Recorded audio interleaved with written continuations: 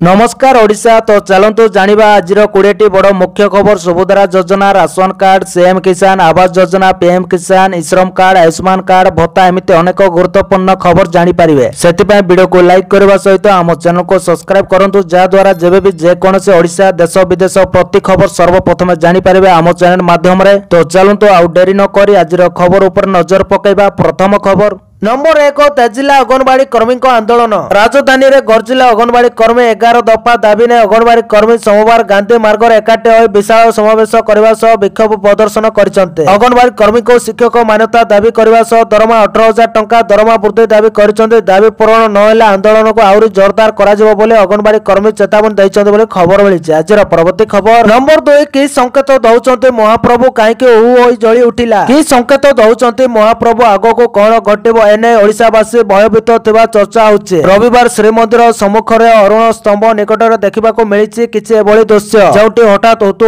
होई जळी उठिला एक बड़ दीप। तबे दीपटी केउ कारण जगो जोर जरिला ता जणा पड़ी नै। अग्निशम कर्मचारी पहुंची नियाको आयत्त करिसंते बोले खबर मिलिछि। आजर परवर्ती खबर नंबर 3 बात्या भय नै आईएमडी देला सूचना स्पष्ट होई पारुनी बात्यार गति पथर। ओडिशा को पुणी घारिलाणी बात्या भय आसंता 26 और 27 तारिख रे यार प्रभाव देखिबाको मिलि पारे बोली कुआ जाउछि। मात्र एजा यार गतिपथ नहीं किसी स्पष्ट होइने। गत मासरे ओडिशा और आंध्र को मुंता बात्या डराइतिला। यार प्रभाव सेतेटा नथिले मध्य लैंडिंग करथिबा स्थान रे क्षयक्षति होइतिला। पवनर बेग मध्य कम थिला। अन्यपटे ओडिशा मध्य बात्या मुंता पाए पूर्व प्रस्तुत करि सारितिला। राज्य सरकार समस्त जरूरी कालीन परिस्थिति को नजर रखे उद्धारकारी टीम को नियोजित रखिथिले। बात्यार प्रभाव अधिक हेबाकु थिबा अंचल लोकन को बात्या आश्रय स्थली को निया जाइतिला। तेबे यार गोटे मास न पूर्ण एपटे आउ एक बात्यार आशंका डराइलाणी। जेहेतु या बंगोपसागर रे सृष्टि हेबो एणु यार प्रभाव ओडिशा और आंध्र उपरे विशेष भाव में रहिबो बोली कहा जाउचे। मात्र गतिपथ ने कौनसी सूचना मिली नाही बोली खबर मिलिছে। आजर परवर्ती खबर नंबर 4 एणिके आवासिक हिताधिकारी को मागणा रे मिलिबो बाली बड़ घोषणा कले राजस्व मंत्री। मागणा रे मिलिबो बाली सरकार विभिन्न गृह योजना रे शामिल हिताधिकारी को मागणा रे मिलिबो बाली एने घोषणा करिसंते राजस्व मंत्री सुरेश पुजारी। गरीब हिताधिकारी को मागणा रे बाली जगाई देबा नै बड़ घोषणा करिसंते मंत्री। मागणा बाली रे घर करबे हिताधिकारी को बाली टंका सरकार बहन करिवे। पूर्व बाली दर रे लगाम लगाइबा पाए एमएसपी घोषणा करिसंते राज्य सरकार। सेपटे सारा राज्य रे बाली दर समान रहिबो। एथिपाई राज्य सरकार बाली पाए एमएसपी सर्वाधिक विक्रय मूल्य लागू करिवे। एणिकी सरकार जो दाम धार्य करिवे बाली घाट लीज जारी सही दाम रे लोकन को बाली बिक्री करिवे। जे अधिक दाम रे बाली बिकिबे तांको ऊपर कार्यानुष्ठान हेबो बोली खनि मंत्री विभूति भूषण जेना कहिसंते बोली खबर मिलिছে। आजर परवर्ती खबर नंबर 5 आसुची बड़ बात्या सरकार प्रस्तुत थिबा कहिला मंत्री। नवंबर शेष आड़को हेबाकु थिबा समाव्य बात्या पाई सरकार संपूर्ण प्रस्तुत बोले राजस्व मंत्री सुरेश पुजारी कहते। मंत्री पुजारी सोमवार गणमाध्यम को कहते विपर्यय मुकाबिला क्षेत्र में राज्य सरकार एवं अधिकारी बहु अभिज्ञता रही। ओडिशा उपरे बात्यार केते प्रभाव पड़िबो ता एपर्यंत स्पष्ट होई नाही। एहा सर्ते मुख्यमंत्री मोहन चरण माझी समाव्य बात्या समीक्षा करछन्ते। एनै सजग रहिबाको राजस्व विभाग पक्षरु समस्त जिलापाल मानक समीक्षा बैठक रे कह जायछि बोले खबर मिलिছে। आजर परवर्ती खबर शपथ नेले सुप्रीम कोर्ट नवा प्रधान विचारपति 53तम प्रधान विचारपति भावे नेले दायित्व। जस्टिस सूर्यकांत भारतर नूतन मुख्य विचारपति होइचन्ते। राष्ट्रपति द्रौपदी मुर्मू आज तांको सीजेआई भावरे शपथ पाठ कराइतिले। एही समय रे उपराष्ट्रपति सीपी राधाकृष्णन, प्रधानमंत्री नरेंद्र मोदी, प्रतिरक्षा मंत्री राजनाथ सिंह, गृह मंत्री अमित शाह, लोकसभा बाचस्पति ओम बिरला, पूर्वतन राष्ट्रपति रामनाथ कोविंद एवं पूर्वतन राष्ट्रपति जगदीप धनखड़ उपस्थित थिले बोली खबर मिलिছে। आज परवर्ती खबर राजस्व मंत्री को कड़ा दागी। लोकन को सेवक होई काम करबा को राजस्व मंत्री सुरेश पुजारी कड़ा निर्देश दैछन्ते। मुख्यमंत्री को अभियोग प्रकोष्ठ रे मंत्री कड़ा दागित करिसंते। जिला स्तर रे समाधान हेबा भली अभियोग को नै मंत्री उद्वेग प्रकाश करिसंते। दूर दूरांतरु आसुतबा लोकन को बसिबा को चौकी दियो, पीबा को पानी दियो, धैर्यर सह तांको अभियोग सुण, निर्दिष्ट समय काम सारिबा को मंत्री निर्देश दैछन्ते। पूर्वरु कार्यानुष्ठान होइছে, नियम रे न रहिले कार्यानुष्ठान हेबो बोली मंत्री कहिसंते बोली खबर मिलिছে। आजर परवर्ती खबर देखंतु मंत्री को बड़ घोषणा। राजधानी रे कम मूल्य रे मिलिबो घर। सुलभ मूल्य रे राजधानी रे घर जगाइबे सरकार। एने गुरुवार नगर उन्नयन मंत्री कृष्णचंद्र महापात्र सूचना दैछन्ते। मंत्री कहते 14 रु 50 लाख टंका रे घर जगाई दिया जिवो। एतेपाई पायलट प्रोजेक्ट जरिया रे 90टी घर तैयार होइছে। एही घर गुड़िक 2 बीएचके रहिছে। सरकार एणिकी लो कॉस्ट रे घर तैयारी करी जगाई देबे। प्राथमिक भाबे एही घर बस्ती बासिंदा को दिया जब अधिक अधिक साधारण लोकन को घर जगाइबा को व्यवस्था करा जाउছে बोले खबर मिलिছে। आज परवर्ती खबर पीसीसी सभापति भक्त नेले बड़ कार्यानुष्ठान। एही नेता को कांग्रेस रो करागला निलंबन।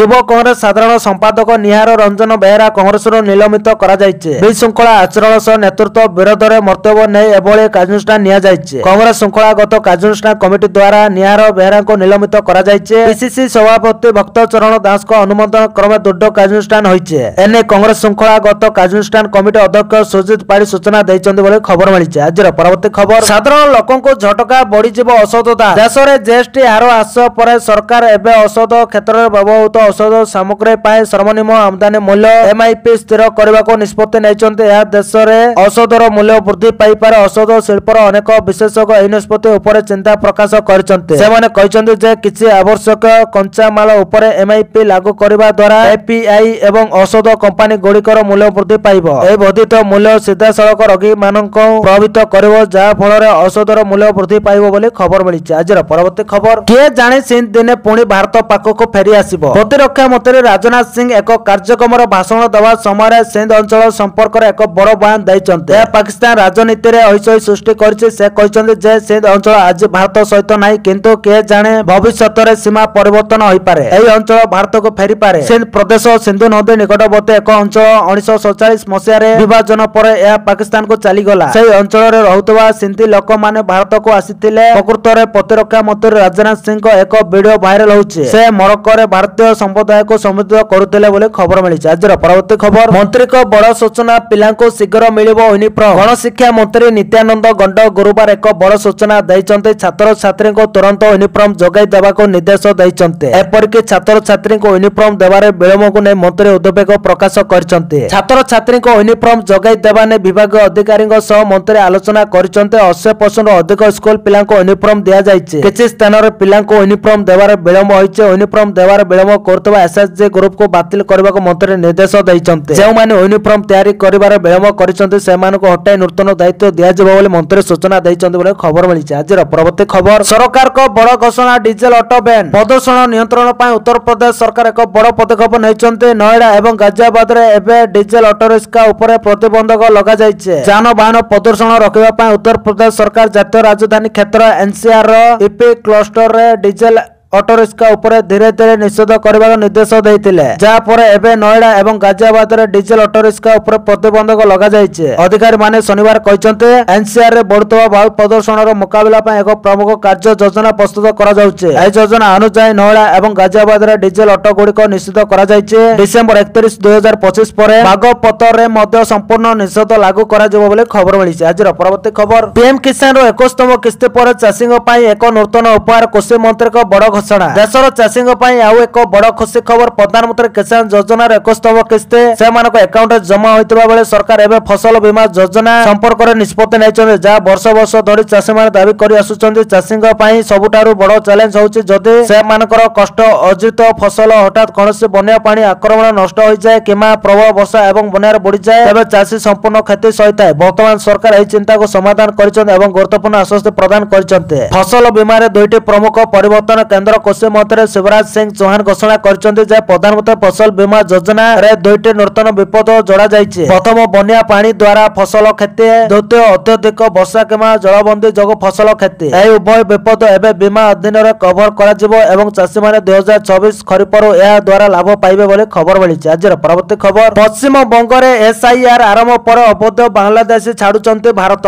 पश्चिम बंग रे एसआईआर लागू हेबा पर हजार हजार अवैध बांग्लादेशी भारत छाडुचन्ते। सीमारे देखा देइছে अनुप्रवेशकारी भीड़। निर्वाचन कमिशन द्वारा भोटर तालिकार स्पेशल इंटेंसिव रिविजन रो संशोधन प्रक्रिया आरंभ होगा पर हजार हजार अवैध बांग्लादेशी प्रवासी माने भारत छाड़ीथिबा खबर मिलिছে। सूचना अनुसार अनुप्रवेशकारी माने पश्चिम बंगर विभिन्न सीमा चेकपोस्ट दे बांग्लादेश को फेरिबा को चेष्टा करछन्ते। रिपोर्ट अनुसार एसआईआर अभियान हेतु धरा पड़िबार भय रे एही लोक माने निजर आधार कार्ड और भोटर परिचय पत्र भली भारतीय दस्तावेज धरि मध्य देश छाड़ुचन्ते बोले खबर मिलिছে। आज परवर्ती खबर देखंतु मंत्री को बड़ घोषणा सालिया साई उच्छेद को मिलिबो घर। सालिया साई उच्छेद चलीचे तेबे सबु बस्ती बासिंदा को मिलिबो सरकारी घर। एने सूचना दैचंती नगर उन्नयन मंत्री कृष्णचंद्र महापात्र। जो माने घर छाड़ू नांते सेमान को किछि लोक विभक्त करूचंती तार कारण हैला सेमाने एकाधिक घर को भड़ा सूत्र रे दैचंती। सेमान को घर काले भांगी जीवो से भयरे सेमाने विभक्ति करूचंती बोले खबर मिलिছে। आज परवर्ती खबर दिल्ली रे हबो बड़ परिवर्तन 11 बदले हबो 13 जिला नाम मध्य बदलिबो। बदलिबा को जाउछि ଯାଉଛି ଦିଲ୍ଲୀର ପ୍ରଶାସନିକ ରୂପରେଖ ବଦଳିବାକୁ ଯାଉଛି ଜିଲ୍ଲାର ସଂଖ୍ୟା ଆଉ ଜିଲ୍ଲାର ନାମ।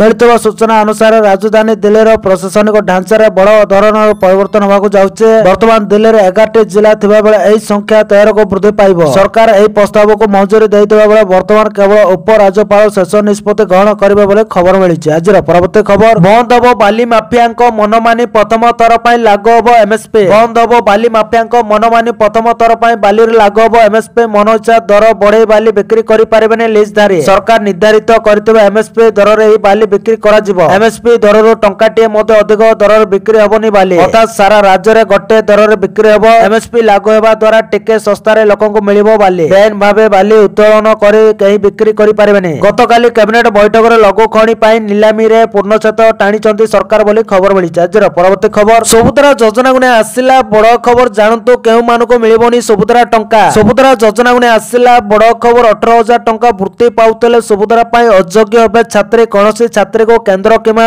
ରାଜ୍ୟ ସରକାରଙ୍କ ଠାରୁ 18,000 କିମ୍ବା ଏହାଠାରୁ ଅଧିକ ଟଙ୍କାର ଆର୍ଥିକ ସହାୟତା ମିଳୁଛି କି? ଯଦି ଆପଣ ଏପରି ସରକାରୀ ସହାୟତା ପାଉଥିବେ ତେବେ ସୁଭଦ୍ରା ଯୋଜନାରୁ ବାଦ ପଡ଼ିବେ। ଏନେଇ ଦୁଇ ବିଭାଗରୁ ରିପୋର୍ଟ ମାଗିଲା ମହିଳା ଓ ଶିଶୁ ବିକାଶ ବିଭାଗ, ଉଚ୍ଚଶିକ୍ଷା ବିଭାଗ ଏବଂ ଅନୁସୂଚିତ ଜାତି ଜନଜାତି ଓ ସଂଖ୍ୟାଲଘୁ ବିଭାଗ ସଚିବକୁ ପତ୍ର ଲେଖିଛି ବିଭାଗ ବୋଲି ଖବର ମିଳିଛି। ଆଜିର ପରବର୍ତ୍ତୀ ଖବର, ଡିସେମ୍ବର 9ରେ ବାରବାଟୀ ଭାରତ ଦକ୍ଷିଣ ଆଫ୍ରିକା ମ୍ୟାଚ୍ ଷ୍ଟାଡିୟମ ବୋଲି ଦେଖିଲା ଆଇଆଇଟି ଭୁବନେଶ୍ୱର ଟିମ୍। କଟକ ବାରବାଟୀ ଷ୍ଟାଡିୟମରେ ଆଇଆଇଟି ଭୁବନେଶ୍ୱରର ବୈଷୟିକ ଟିମ୍ ଭାରତ ଦକ୍ଷିଣ ଆଫ୍ରିକା ଟି20 ପୂର୍ବରୁ ଷ୍ଟାଡିୟମ ବୋଲି ଦେଖିଛନ୍ତି। 8 ଜଣିଆ team gallery, corporation box, VIP box, pavilion ବୁଲିଛନ୍ତି। ଅନୁଦାନ ପରେ ସରକାରକୁ ସ୍ଥିତି ସମ୍ପର୍କରେ ଟିମ୍ ରିପୋର୍ଟ ଦେବ। ଡିସେମ୍ବର 9 ତାରିଖରେ ଭାରତ ଦକ୍ଷିଣ ଆଫ୍ରିକା ପ୍ରଥମ ଟି20 ଖେଳାଯିବ ବୋଲି ଖବର ମିଳିଛି। ଆଜିର ପରବର୍ତ୍ତୀ ଖବର, ମାସକୁ 2,500 ପାଇବେ ମହିଳା, ଟଙ୍କା ପାଇଁ ଆଉ ଅନ୍ୟ ଆଗରେ ହାତ ପତାଇବେନି ମହିଳା। ସରକାର ଆଣିଛନ୍ତି ମହିଳାଙ୍କ ପାଇଁ ଆଉ ଏକ ଲାଭକାରୀ ଯୋଜନା, ଯେଉଁଥିରେ ମହିଳାକୁ ପ୍ରତି ମାସରେ ମିଳିବ 2,500 ଟଙ୍କା। ଏହା ସାହାଯ୍ୟରେ ସେମାନେ ଘରେ ବସି ଟଙ୍କା ରୋଜଗାର କରିବା ସହ ନିଜର ଲଘୁ ବ୍ୟବସାୟ ଆରମ୍ଭ କରିପାରିବେ। ମହିଳାକୁ ସଶକ୍ତ କରିବା ଏବଂ ଆତ୍ମନିର୍ଭରଶୀଳ କରିବା ପାଇଁ ସରକାର ଏହି ଯୋଜନା ଆଣିଛନ୍ତି, ଯାହାର ନାଁ ମହିଳା ସମୃଦ୍ଧି ଯୋଜନା। ଶିକ୍ଷା ଗ୍ରହଣ କରିବାକୁ ଚାହୁଁଥିବା ମହିଳାମାନେ ମଧ୍ୟ ଏହି ଟଙ୍କାକୁ ସେମାନଙ୍କ ପଢ଼ାରେ ବିନିଯୋଗ କରିପାରିବେ। ଏହାଦ୍ୱାରା ସେମାନେ ଆଗାମୀ ଦିନରେ ସ୍ୱାବଲମ୍ବୀ ହୋଇପାରିବେ ବୋଲି ଖବର ମିଳିଛି। ଆଜିର ପରବର୍ତ୍ତୀ ଖବର, ପ୍ରକାଶରେ ଆତ୍ମସମର୍ପଣ କଲେ 37 ମାଓବାଦୀ, ପୋଲିସକୁ ବଡ଼ ସଫଳତା। ହିଡ଼ମା ମୃତ୍ୟୁ ପରେ ଏବେ ଜଣକ ପରେ ଜଣେ ମାଓବାଦୀ ଆସି ଆତ୍ମସମର୍ପଣ କରୁଛନ୍ତି। ବିପୁଳ ଅସ୍ତ୍ରଶସ୍ତ୍ର ସହ ତେଲେଙ୍ଗାନା ଡିଜିପିଙ୍କ ନିକଟରେ ସରେଣ୍ଡର କରିଛନ୍ତି ଏମାନେ। ପ୍ରଶାସନ ଆଗାମୀ କିଛି ବର୍ଷ ଭିତରେ ମାଓ ସଂଗଠନକୁ ସମ୍ପୂର୍ଣ୍ଣ ମୂଳପୋଛ କରିବା ପାଇଁ ପ୍ରୟାସ ଚାଲିଛି। ତେବେ ସବୁଠାରୁ ବଡ଼ କଥା ହେଉଛି ଆତ୍ମସମର୍ପଣ କରିଥିବା ଲୋକଙ୍କ ଭିତରେ ହିଡ଼ମାର ମୁଖ୍ୟ ସହଯୋଗୀ ମଧ୍ୟ ରହିଛି, ଯାହାକି ପୋଲିସ ପାଇଁ ଏକ ବଡ଼ ସଫଳତା। ଆତ୍ମସମର୍ପଣ କଲେ 37 ମାଓବାଦୀ ତେଲେଙ୍ଗାନା ଡିଜିପିଙ୍କ ନିକଟରେ ଆତ୍ମସମର୍ପଣ କଲେ। ଗୋଟେ AK-47 ଜବତ, 2ଟି SLR ରାଇଫଲ ମିଳିଥିବା ମଧ୍ୟ କୁହାଯାଉଛି। SCM ରମେଶ ଓରଫ ଅପାସୀ ନାରାୟଣ ଆତ୍ମସମର୍ପଣ କରିଛନ୍ତି ବୋଲି ଖବର ମିଳିଛି। ଆଜିର ପରବର୍ତ୍ତୀ ଖବର, ଦିଲ୍ଲୀ ବିସ୍ଫୋରଣ ପାଇଁ ମିଳିଥିଲା 40 ଲକ୍ଷ ଟଙ୍କା, ଭାଗବଣ୍ଟାକୁ ନେଇ ହୋଇଥିଲା ଝଗଡ଼ା। ଗତ ନଭେମ୍ବର 10 ତାରିଖରେ ଦିଲ୍ଲୀ ବିସ୍ଫୋରଣ ଘଟଣାର ପ୍ରତିଦିନ ଆସୁଛି ନୂଆ ନୂଆ ଅପଡେଟ। ସାରା ଦେଶକୁ ଦୋହଲାଇ ଦେଇଥିଲା ଏହି ଆତଙ୍କୀ ଆମଲା। ଜାତୀୟ ତଦନ୍ତକାରୀ ଏଜେନ୍ସି ଏହି ଆତଙ୍କୀ ଆକ୍ରମଣର ତଦନ୍ତ ଜାରି ରଖିଛି। ଏବେ ଏହି ଘଟଣାର ଆଉ ଏକ ନୂଆ ତଥ୍ୟ ସାମ୍ନାକୁ ଆସିଛି। ଦିଲ୍ଲୀ କାର ବିସ୍ଫୋରଣ ପାଇଁ ମିଳିଥିବା 40 ଲକ୍ଷ ଟଙ୍କାକୁ ନେଇ ଆତଙ୍କୀ ଡାକ୍ତର ଓମର ଓ ମୁଜମିଲ ମଧ୍ୟରେ ଝଗଡ଼ା ହୋଇଥିଲା। ଟଙ୍କା ହେରଫେର ହେଉଥିବା ନେଇ ଓମର ଅଭିଯୋଗ ଆଣିଥିଲା। ପାକିସ୍ତାନୀ ଆତଙ୍କୀ ଗୋଷ୍ଠୀ ତରଫରୁ ଏହି ପାଣ୍ଠି ହୋଇଥିଲା। ହଲପୋଲା ୟୁନିଭର୍ସିଟି ନିକଟରେ ଥିବା ଏକ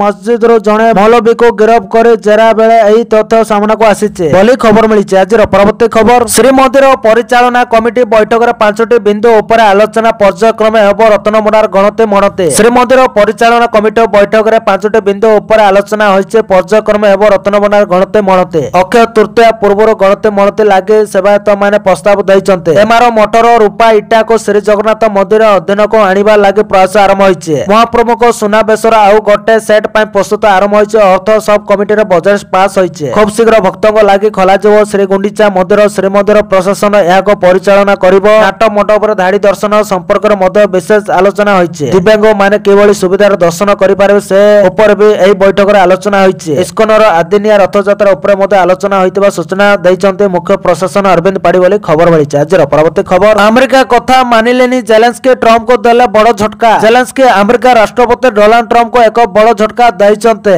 ୟୁକ୍ରେନ ରାଷ୍ଟ୍ରପତି ଟ୍ରମ୍ପଙ୍କ ଶାନ୍ତି ପ୍ରସ୍ତାବକୁ ପ୍ରତ୍ୟାଖ୍ୟାନ କରି କହିଛନ୍ତି, ଆମେ ଆମ ଦେଶ ସହ ବିଶ୍ୱାସଘାତକତା କରିପାରିବୁ ନାହିଁ। ଟ୍ରମ୍ପ ଏହା ମଧ୍ୟ ସ୍ପଷ୍ଟ ଭାବରେ କହିଛନ୍ତି ଯେ ୟୁକ୍ରେନକୁ ସହାୟତା ଜାରି ରଖିବା ସମ୍ଭବ ନୁହେଁ। ୟୁକ୍ରେନ ଯୁଦ୍ଧକୁ ଶୀଘ୍ର ସମାପ୍ତ କରିବା ପାଇଁ ଟ୍ରମ୍ପ ଗୁପ୍ତ ଭାବରେ ରୁଷ ସହିତ ଏକ ଯୁକ୍ତି ପ୍ରସ୍ତୁତ କରିଥିଲେ। ଟ୍ରମ୍ପ ଏହି ଶାନ୍ତି ଚୁକ୍ତିନାମାର ଏକ ଡ୍ରାଫ୍ଟ ଜେଲେନ୍ସ୍କିଙ୍କୁ ପଠାଇଥିଲେ। ଡ୍ରାଫ୍ଟର ସର୍ତ୍ତାବଳୀ ପ୍ରକାଶ କରାଯାଇ ନଥିଲେ ମଧ୍ୟ ଏହା ବିଶ୍ୱାସ କରାଯାଏ ଯେ ୟୁକ୍ରେନକୁ ସ୍ଥାୟୀ ଭାବରେ ଡୋନେଟସ୍କୁ ଏବଂ ଲୁହାନସ୍କ ଉପରେ ଥିବା ଅଧିକାର ପରିତ୍ୟାଗ କରିବାକୁ କୁହାଯାଇଥିଲା, ଯାହା ରୁଷ ଠାରୁ ହରାଇଥିଲା ବୋଲି ଖବର ମିଳିଛି। ଆଜିର ପରବର୍ତ୍ତୀ ଖବର, ରାଜ୍ୟର ମା ମାନେ ସବୁଠୁ ଅସୁରକ୍ଷିତ ହୋଇ ପଡିଛନ୍ତି, ନବୀନ ପଟ୍ଟନାୟକ କହିଲେ। ରାଜ୍ୟରେ ଚାଲିଥିବା ବ୍ୟବସ୍ଥା ନେଇ ବିରୋଧୀ ଦଳ ନେତା ନବୀନ ପଟ୍ଟନାୟକ ପୁଣି ଥରେ ମୁହଁ ଖୋଲିଛନ୍ତି। ରାଜ୍ୟ ସରକାରକୁ ଟାର୍ଗେଟ କରି ସେ କହିଛନ୍ତି, ଗୋଟିଏ ପରେ ଗୋଟିଏ ଘଟଣା ଘଟୁଛି, ରାଜ୍ୟର ମା ମାନେ ସବୁଠୁ ଅସୁରକ୍ଷିତ ହୋଇ ପଡିଛନ୍ତି, କିନ୍ତୁ ରାଜ୍ୟ ସରକାର କୌଣସି କାର୍ଯ୍ୟାନୁଷ୍ଠାନ ଗ୍ରହଣ କରୁନାହାନ୍ତି। ସାମାଜିକ ଗଣମାଧ୍ୟମ ଏକ୍ସ ଜରିଆରେ ନବୀନ କହିଛନ୍ତି, ଖୋର୍ଦ୍ଧା ଜିଲ୍ଲା ବାଘମାରୀରେ ନାବାଳିକାଙ୍କ ଅପହରଣ ଏବଂ ଗଣଦୁଷ୍କର୍ମ ଘଟଣା ଅତ୍ୟନ୍ତ ଏବଂ ହୃଦୟ ବିଦାରକା।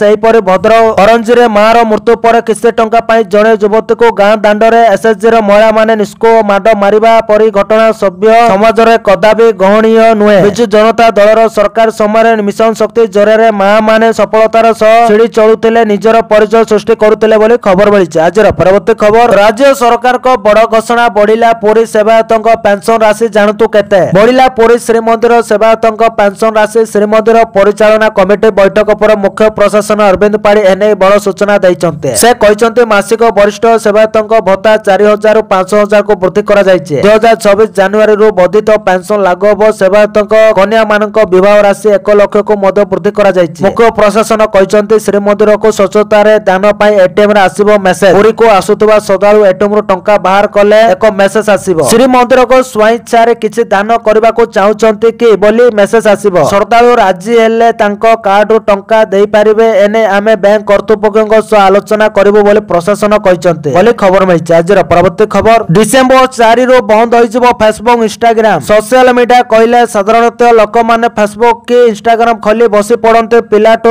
ବୃଦ୍ଧ ସମସ୍ତେ ଏବେ ଫେସବୁକ ଇନଷ୍ଟାଗ୍ରାମ ପଛରେ ପାଗଳ। ପରିସ୍ଥିତି ଏମିତି ଯେ ସୋସିଆଲ ମିଡିଆ ବିନା ବଞ୍ଚିବା ମଧ୍ୟ କଷ୍ଟକର ହୋଇଗଲାଣି। ତେବେ ଅଷ୍ଟ୍ରେଲିଆ ସରକାର ସମ୍ପ୍ରତି ଏକ ବଡ ଘୋଷଣା କରିଛନ୍ତି। 16 ବର୍ଷର କମ ବୟସର ଶିଶୁମାନଙ୍କର ଫେସବୁକ ଓ ଇନଷ୍ଟାଗ୍ରାମ ଆକାଉଣ୍ଟ 4 ଡିସେମ୍ବର ହଟାଇ ଦିଆଯିବ ବୋଲି ସିଧାସଳଖ ନିର୍ଦ୍ଦେଶ ଦେଇଛି ମେଟା। ଏହି ଦୁଇ ବଡ social media platform parent company Meta ଗତ 20 ନଭେମ୍ବର ଏହି ଘୋଷଣା କରିଛି। ସେପଟେ ଅଷ୍ଟ୍ରେଲିଆ ସରକାର ଶିଶୁମାନଙ୍କୁ ସୋସିଆଲ ମିଡିଆରୁ ଦୂରେଇ ରଖିବା ପାଇଁ ନୂଆ ଆଇନ ଲାଗୁ କରିବାକୁ ପ୍ରସ୍ତୁତ ହେଉଥିବା ବେଳେ ସେପଟେ ଏପରି ଏକ ନିଷ୍ପତ୍ତି ନେଇଛି ମେଟା। ଏହି ପ୍ରତିବନ୍ଧକ ଡିସେମ୍ବର 10 ତାରିଖରୁ କାର୍ଯ୍ୟକାରୀ ହେବ। ଏହା ସହିତ ଅଷ୍ଟ୍ରେଲିଆ ବିଶ୍ୱର ପ୍ରଥମ ଦେଶ ହେବ ଯେଉଁଠାରେ କିଶୋର ମାନଙ୍କୁ ସୋସିଆଲ ମିଡିଆ ବ୍ୟବହାର କରିବାକୁ ନିଷେଧ କରାଯାଇଛି। 16 ବର୍ଷର କମ ବୟସର ପିଲାମାନଙ୍କ ପାଇଁ ଟିକଟକ୍, ସ୍ନାପଚାଟ ଏବଂ ମେଟାର ଫେସବୁକ, ଇନଷ୍ଟାଗ୍ରାମ ଏବଂ ଥ୍ରେଡ୍ସ ଉପରେ ପ୍ରତିବନ୍ଧକ ଲଗାଯିବ ବୋଲି ଖବର ମିଳିଛି। ଆଜିର ପରବର୍ତ୍ତୀ ଖବର, ବଢିବ ସାପ କାମୁଡା ମୃତ୍ୟୁ ଜନିତ କ୍ଷତିପୂରଣ ରାଶି। 4 ଲକ୍ଷ ଜାଗାରେ 10 ଲକ୍ଷ ଦେବେ ରାଜ୍ୟ ସରକାର। ସାପ କାମୁଡା ମୃତ୍ୟୁ ପାଇଁ କ୍ଷତିପୂରଣ ରାଶି 10 ଲକ୍ଷକୁ ବୃଦ୍ଧି ସମ୍ଭାବନା। ଏନେଇ ସୂଚନା ଦେଲେ ରାଜସ୍ୱ ବିପର୍ଯ୍ୟୟ ପରିଚାଳନା ମନ୍ତ୍ରୀ ସୁରେଶ ପୂଜାରୀ। ଏବେ 4 ଲକ୍ଷ କ୍ଷତିପୂରଣ ମିଳୁଛି, ଯାହା 10 ଲକ୍ଷକୁ ବୃଦ୍ଧି ପାଇଁ ସୁପାରିଶ କରାଯାଇଛି। ଏନେଇ ସୁପ୍ରିମକୋର୍ଟଙ୍କ ଗାଇଡଲାଇନ ଆସିଥିବା ସୂଚନା। ସୁପ୍ରିମକୋର୍ଟଙ୍କ ନିର୍ଦ୍ଦେଶ କ୍ରମେ ସାପ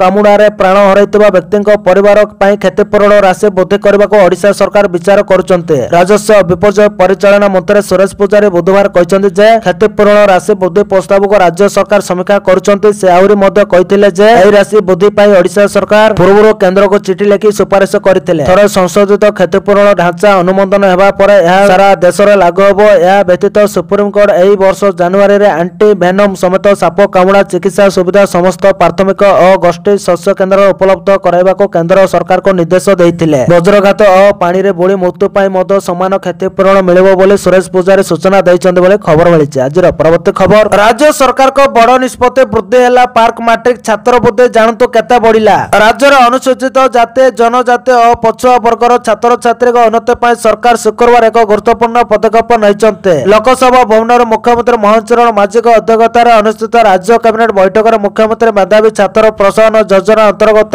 ଅନୁସୂଚିତ ଜନଜାତି ଓ ଅନୁସୂଚିତ ଜାତି ବର୍ଗର ଛାତ୍ରଛାତ୍ରୀ ମାନଙ୍କ ପାଇଁ ପାର୍କ ମାଟ୍ରିକ ଛାତ୍ରବୃତ୍ତି ଏବଂ ମାଟ୍ରିକ ପରବର୍ତ୍ତୀ ଛାତ୍ରବୃତ୍ତି ହାର ବୃଦ୍ଧି କରାଯାଇଛି। ଏ ସଂକ୍ରାନ୍ତରେ ମୁଖ୍ୟ ଶାସନ ସଚିବ ମନୋଜ ଆହୁଜା କହିଛନ୍ତି, ରାଜ୍ୟରେ ଖାଦ୍ୟ ସାମଗ୍ରୀ ଏବଂ ଦୈନିକ ବ୍ୟବହାର କରାଯାଉଥିବା ଅନ୍ୟାନ୍ୟ ଆବଶ୍ୟକ ସାମଗ୍ରୀର ଦରଦାମ ବୃଦ୍ଧିକୁ ଲକ୍ଷ୍ୟ କରି ସରକାର ଏହି ନିଷ୍ପତ୍ତି ନେଇଛନ୍ତି। ନିଷ୍ପତ୍ତି ଅନୁଯାୟୀ ଛାତ୍ର ମାନଙ୍କ ପାଇଁ ଏହି ରାଶି 10,500 ରୁ 16,000 କୁ ବୃଦ୍ଧି କରାଯାଇଥିବା ବେଳେ ଛାତ୍ରୀ ମାନଙ୍କ କ୍ଷେତ୍ରରେ 11,000 ରୁ 17,000 ଟଙ୍କା ସର୍ବାଧିକ 10 ମାସ ପାଇଁ ବୃଦ୍ଧି କରାଯାଇଛି ବୋଲି ଖବର ମିଳିଛି। ଆଜିର ପରବର୍ତ୍ତୀ ଖବର, ସୁଭଦ୍ରା ଯୋଜନାକୁ ନେଇ ଆସିଲା ବଡ ଖୁସି ଖବର। ମାର୍ଚ୍ଚ 8 ତାରିଖରେ ମିଳିବ ସୁଭଦ୍ରା ଟଙ୍କା। ଏକାଥରେ 2ଟି କିସ୍ତିର ଟଙ୍କା ଦେବେ ରାଜ୍ୟ ସରକାର। ସୁଭଦ୍ରା ଯୋଜନାକୁ ନେଇ ଆସିଲା ବଡ ଖବର। ମାର୍ଚ୍ଚ 8 ତାରିଖରେ ସୁଭଦ୍ରାର ନୂଆ ହିତାଧିକାରୀଙ୍କୁ ମିଳିବ ଟଙ୍କା। ଏକାବେଳେ ନୂଆ ହିତାଧିକାରୀଙ୍କୁ 2ଟି କିସ୍ତିର ଟଙ୍କା ଦେବେ ରାଜ୍ୟ ସରକାର 10,000। ଏନେଇ ଘୋଷଣା କଲେ ଉପମୁଖ୍ୟମନ୍ତ୍ରୀ ପ୍ରଭାତୀ ପରିଡା ବୋଲି ଖବର ମିଳିଛି। ଆଜିର ପରବର୍ତ୍ତୀ ଖବର, G20 ସମ୍ମିଳନୀରେ ପ୍ରଧାନମନ୍ତ୍ରୀ ମୋଦିଙ୍କ 6 ପ୍ରସ୍ତାବ, ମୋଦିଙ୍କ ପ୍ରୟାସ को विश्वर समर्थन G20 रे सम्मेलन में प्रधानमंत्री मोदी को सह प्रस्ताव दक्षिण आफ्रिकार प्रधानमंत्री नरेंद्र मोदी जोहान्सबर्गर अनुष्ठित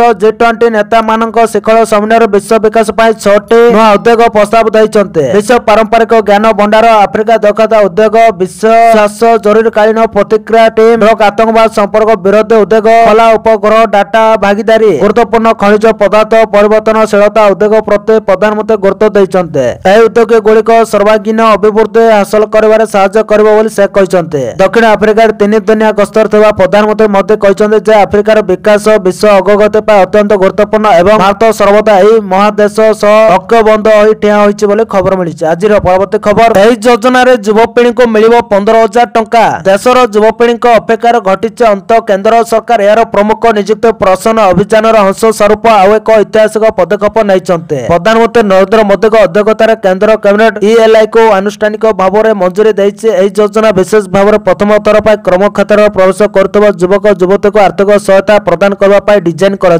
योजना अधीन सरकार प्राय 19.2 मिलियन नूतन युवक युवती को 1 मासर दरमा हिसाब राशि प्रदान करेंगे। एथिपाई सरकार प्राय 49,446 कोटी टंकार एक विशाल बजेट व्यवस्था करिसंते। नूतन चाकरी आरंभ करुवा युवक युवती माने सीधा सड़क से बैंक अकाउंट में 15,000 टंका पाइबे एवं एही राशि 2टी पर्याय जारी करा जिवो बोली खबर मिलिछि। आजिर परवर्ती खबर सरिला राज्य कैबिनेट बैठक 12टी प्रस्ताव रे बाजिला मोहर। राज्य कैबिनेट रो 33तम बैठक मान्यवर श्री मुख्यमंत्री मोहन चरण माझी अध्यक्षतार लोकसभा भवन स्थित सम्मेलन कक्ष अनुष्ठित होइतिला। राज्य कैबिनेट रे एही गुरुत्वपूर्ण बैठक शेष होइछि। लोकसभा भवन मुख्यमंत्री मोहन चरण माझी अध्यक्षतार अनुष्ठित एही कैबिनेट बैठक रे मंत्री परिषदर सदस्य विभाग सचिव माने उपस्थित रहितिले। आजिर कैबिनेट बैठक रे 9टी विभाग 12टी प्रस्ताव पारित होइछि। बैठक पर मुख्य शासन सचिव श्री मनोज आहुजा कैबिनेट बैठक रे निया जायतिबा निष्पत्ति संपर्क रे गणमाध्यम को सूचना दैथिले। कैबिनेट बैठक रे मोट 9टी विभाग 12टी प्रस्ताव आलोचना पूर्वक अनुमोदन करा जायतिला। तंदुरे गोटे प्रस्ताव सप्तम दश विधानसभा आगामी 5म अधिवेशन अनुष्ठित हेबा संपर्कित थिला। एही भितर यूनिफॉर्म सर्विस पाई यूनिफॉर्म सेवा कर्मचारी चयन आयोग गठन करा जिवो। पुलिस अबकारी और वन विभाग नियुक्ति पाई एही आयोग काम करिवो। जने अध्यक्ष और 2 जन सदस्य रहिबे। या द्वारा नियुक्ति प्रक्रिया स्वच्छता आसीबो। या सो लघु खनिज पाई एक्शन जगह लटरी हेबो। केउ माइनिंग केते दर रे बिक्री हेबो ता सरकार निर्णय करिवे। जने लोक गोटे जिल्ला रे अति बेसी रे 3टी और राज्य रे 5टी लघु खनिज माइन नै पारिबे। एने नियम रे संशोधन आनिचंती सरकार। ऑफ सीजन रे स्टॉक वाटर रे रखा जाई पारिबो लघु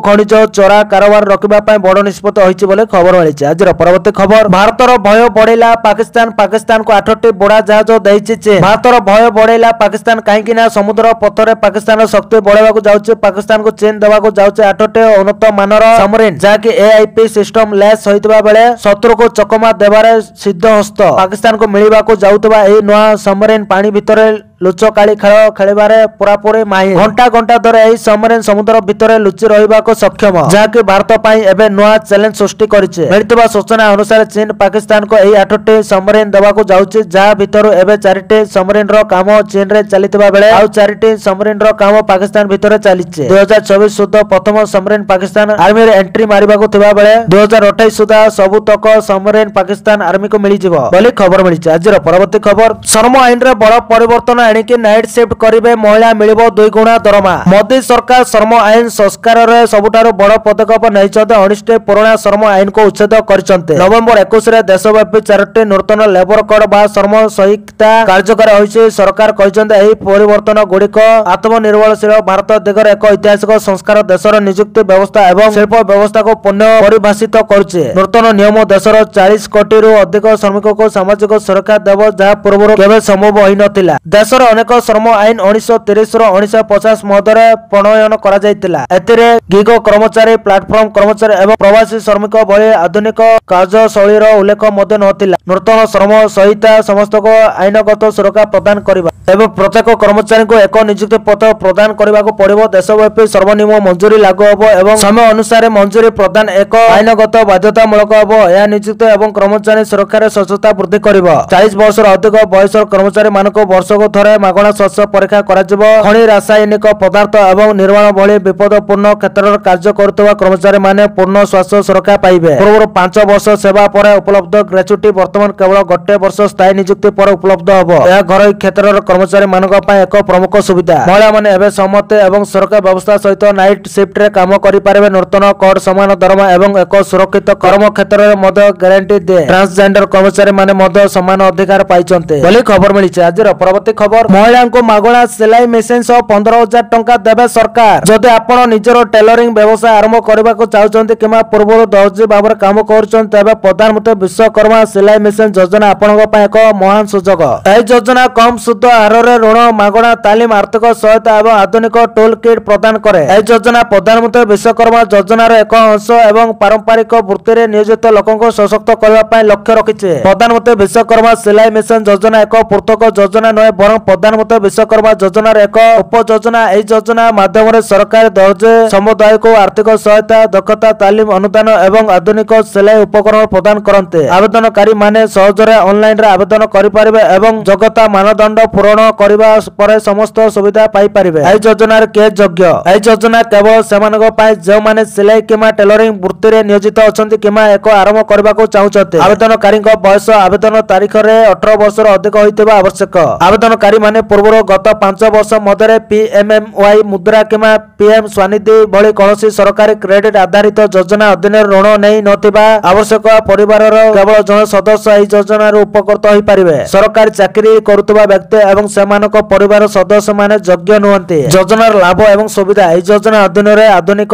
ସିଲାଇ ତାଲିମ ପ୍ରଦାନ କରାଯାଏ। ତାଲିମ ଅବଧି ମଧ୍ୟରେ ଦୈନିକ 500 ଟଙ୍କା ଅନୁଦାନ ପ୍ରଦାନ କରାଯାଏ। ତାଲିମ ସମାପ୍ତ ହେବା ପରେ ଏକ ପ୍ରମାଣପତ୍ର ପ୍ରଦାନ କରାଯାଏ। ସରକାର ଏକ ଉପକରଣ କିଟ୍ କିଣିବା ପାଇଁ 15,000 ଟଙ୍କା ପର୍ଯ୍ୟନ୍ତ ଆର୍ଥିକ ସହାୟତା ମଧ୍ୟ ପ୍ରଦାନ କରନ୍ତି। ସିଲାଇ ମେସିନ କିମ୍ବା ବ୍ୟବସାୟ ବିସ୍ତାର ପାଇଁ ପ୍ରଥମ ପର୍ଯ୍ୟାୟରେ 1 ଲକ୍ଷ ପର୍ଯ୍ୟନ୍ତ ଏବଂ ଦ୍ୱିତୀୟ ପର୍ଯ୍ୟାୟରେ 2 ଲକ୍ଷ ପର୍ଯ୍ୟନ୍ତ ଋଣ ମାତ୍ର 5% ସୁଧ ହାରରେ ପ୍ରଦାନ କରାଯାଏ। ଜିଲ୍ଲା ଏବଂ ତହସିଲ ସ୍ତରରେ MSME ବିଭାଗ ଦ୍ୱାରା ତାଲିମ କାର୍ଯ୍ୟକ୍ରମ ପରିଚାଳନା କରାଯାଏ ବୋଲି ଖବର ମିଳିଛି। ତ ଧନ୍ୟବାଦ ଦର୍ଶକ ବନ୍ଧୁ ମାନେ, ଏଥିଲା ଆଜିର 20ଟି ବଡ଼ ମୁଖ୍ୟ ଖବର। ଯଦି ଭିଡ଼ିଓଟି ଭଲ ଲାଗିଛି ହେଲେ ଭିଡ଼ିଓକୁ ଲାଇକ୍ କରିବା ସହିତ ଆମ ଚ୍ୟାନେଲକୁ ସବସ୍କ୍ରାଇବ କରି ପାଖରେ ଥିବା ବେଲ୍ ଆଇକନକୁ ଦବାଇ ଅଲ୍ ଉପରେ କ୍ଲିକ୍ କରି ରଖନ୍ତୁ, ଯାହାଦ୍ୱାରା ଯେବେ ବି ଯେକୌଣସି ଖବର ସର୍ବପ୍ରଥମେ ଜାଣିପାରିବେ। ଆଉ ଭିଡ଼ିଓକୁ ଶେଷ ପର୍ଯ୍ୟନ୍ତ ଦେଖିଥିବାରୁ ଆପଣମାନଙ୍କୁ ବହୁତ ବହୁତ ଧନ୍ୟବାଦ।